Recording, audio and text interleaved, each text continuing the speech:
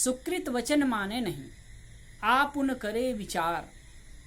कहीं कबीर पुकार के, सपने उ गया संसार। सुकृत वचन माने नहीं, सुकृत अच्छे वचन, ज्ञान के वचन माने नहीं, उसको मानता नहीं आदमी। या फिर पुण्य के वचन, संत और गुरुजन के वचन, अच्छे पुरुषों के वचन, ज्ञानी जनों के वचन को आदमी मानता नहीं। सुकृत वचन माने नहीं, न तो वो गुरुजनों के, पुण्य जनों के बात को मानता है और न ही खुद विचार करता है। कहीं कबीर पुकार के, सपने उ गया संसार।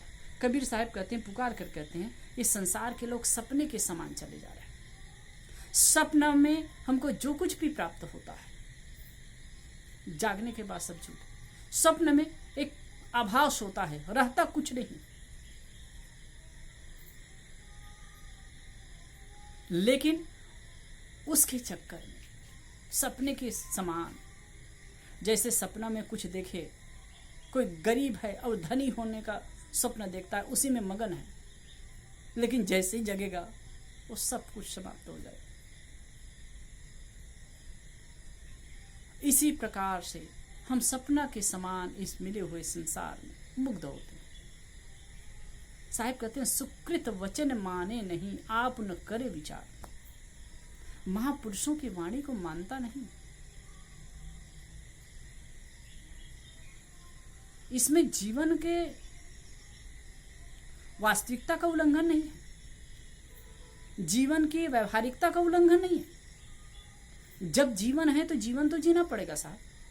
जीना है, जब तक जियो मौज के साथ जियो, और जिन लोगों के साथ में हो 100% जियो। किसी ने कहा है ना, ये संसार रंगमंच है। पिकासो ने, किसी ने कहा है,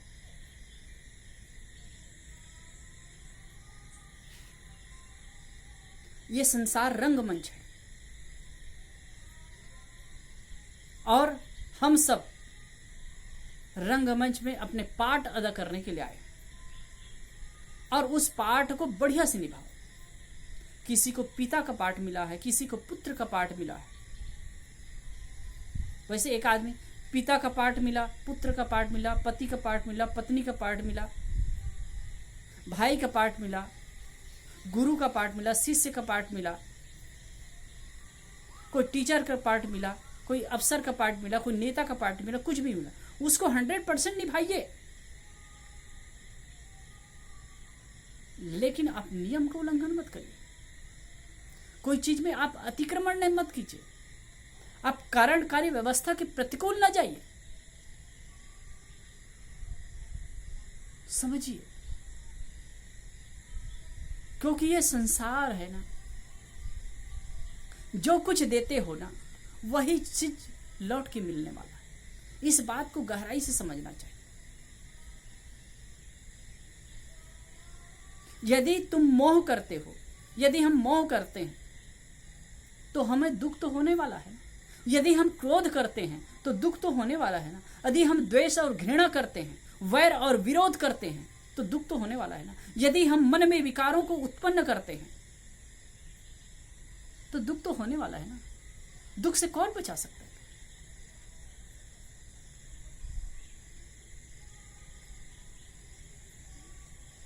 हमारा जो जीवन है ये बहुत सुंदर है। और दूसरी बात है, हम जैसा कुछ व्यवहार करते हैं ना दूसरों के साथ में, प्रकृति मूक है साहब, प्रकृति मूक है। लेकिन जो कुछ भी होता है ना उसको हमें लौटाती है। जो कुछ भी हम करते हैं उसको लौटाती है। ये सब चीज को समझना चाहिए। इसलिए साहब कहते हैं, सुकृत वचन माने नहीं। संत महापुरुषों के, गुरुजनों की वाणी को आदमी मानता नहीं। आप न करे विचार।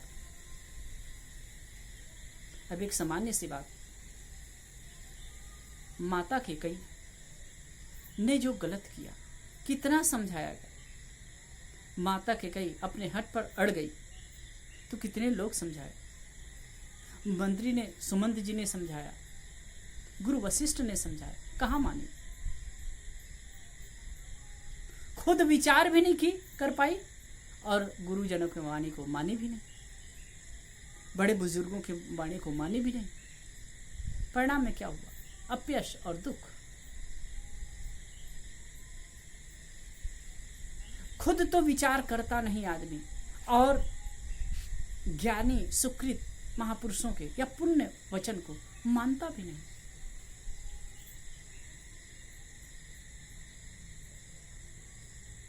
जब तक इसको नहीं समझा जाएगा, जीवन में कल्याण नहीं हो सकता, सुख नहीं हो सकता। कल्याण वल्याण जो ऊपर वाली बात है, जन्म के बाद की बात है, मृत्यु के बाद की बात है, उस चीज को छोड़ दीजिए, उस चीज में मत जाइए। बस इसी जीवन में आप सुकून से कैसे रह सकते हैं?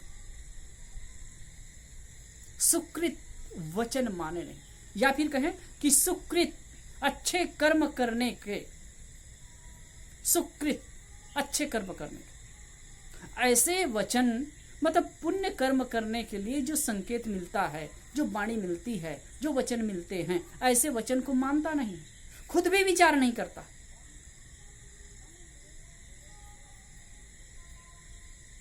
तो क्या होगा? सपने उग गया संसार। कहीं कबीर पुकार के, कबीर साहब कहते हैं, कबीर साहब पुकार कर कहते हैं, सपने उग गया संसार।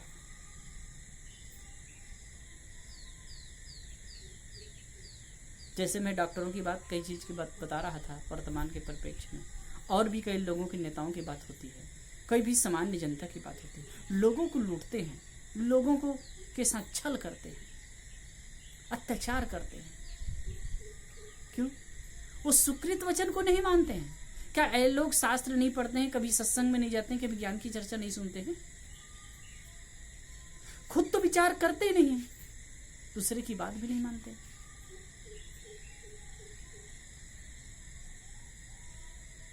कहे कबीर पुकार के, कबीर साहब कहते पुकार करके कहते हैं, सपने उग गया संसार। सपने के समान इस संसार के लोग जा रहे हैं। सपने में जो कुछ मिलता है ना, आंख खुलने के बाद सब कुछ समाप्त। ठीक इसी प्रकार जो कुछ भी ये जखीरा है, जो कुछ भी तुम उल्टा सीधा कर रहे हो, और जो अपना एक दबदबा मान रहे हो, एक अहम है, वो सपना के समान है। कुछ दिन में ना काल का थपेड़ा लगेगा, सब कुछ समाप्त हो जाएगा, सब कुछ मिटने वाला है।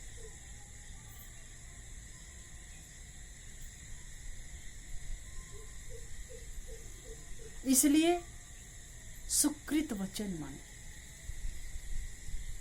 घर परिवार में जैसे कि माता पिता होते हैं, बड़े बुजुर्ग होते हैं, कई बातों में टोकते हैं, बताते हैं, समझाते हैं, तो आजकल के नए जनरेशन के लोग उस चीज की उपेक्षा कर देते हैं। उनको लगता है कि बड़े बूढ़े क्या जानेंगे। लेकिन याद रखिए, वो भले आपकी इतना न पढ़े हों, लेकिन आपसे ज्यादा नॉलेज वाला है, उनको जीवन का ज्यादा तजुर्बा है, उनको जीवन का ज्यादा अनुभव है, वो सही चीज बता सकते हैं। और जो भी चीज बताते हैं, आपको संकेत करते हैं या टोकते हैं, आपके हित की बात करते हैं, आपके जीवन की बात करते हैं, आपको सही दिशा देने की बात करते हैं। आप उनकी बातों पर गौर कीजिए, समझिए, उनको यूं ही ना उड़ा दीजिए।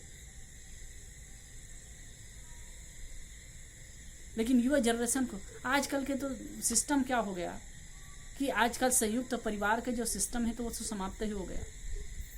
अब एकाकी परिवार का रूप ले रहा है। पति पत्नी और बच्चे रहते हैं, संयुक्त परिवार में नहीं रहते हैं। शादी होकर के बहुएं आई, फिर लड़के अपने पत्नी को लेकर के अलग, अकेला ही पुत्र है लेकिन माँ बाप को छोड़ करके अलग होते हैं, क्योंकि उनकी बात इनको जमती नहीं है। कुछ भी बात टोकते हैं, कुछ बात बताते हैं, वो जमता नहीं है। लेकिन याद रखिए, कल के दिन में आपके लिए भी वो परिस्थिति आने वाली है, जब आप अपने माँ बाप का नहीं सुन पा रहे हैं, जब आप अपने सास ससुर का नहीं सुन पा रहे हैं, उनकी ज्ञान की बातों को, उनकी निर्णय की बातों को, उनको जो सजेशन है उसको नहीं सुन पा रहे हैं, उसके अनुसार जीना आपको मुश्किल हो रहा है, तो आपके बच्चे आपको कैसे सुनेंगे? कैसे आपका जीवन उसके अनुसार से ढल पाएगा? फिर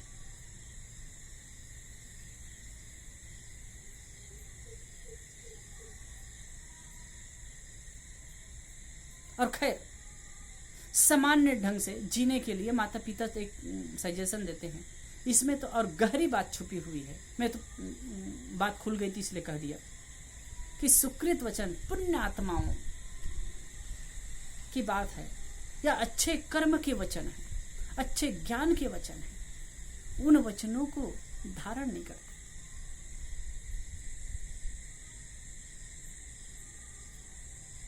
उनके अनुसार से आप जीते नहीं हो, खुद विचार नहीं करते, तो क्या होगा?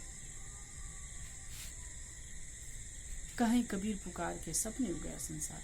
कबीर साहब पुकार करके कह रहे हैं इस संसार के लोग सपने के समान चले जा रहे हैं, मोह निद्र में सो रहे हैं। जो कुछ भी जो दृश्य प्रपंच है, जो संसार के चमक दमक और रौनकता है, इसी में भूले हुए। ये तो एक झटके में टूटने और छूटने वाला है। इस तथ्य को समझो। तात्पर्य है कि आप संत गुरुजन की वाणी पर ध्यान दीजिए, बुजुर्गों की वाणी पर ध्यान दीजिए, अपने जीवन में अमल लाइए और अपने जीवन को अच्छा से जिए।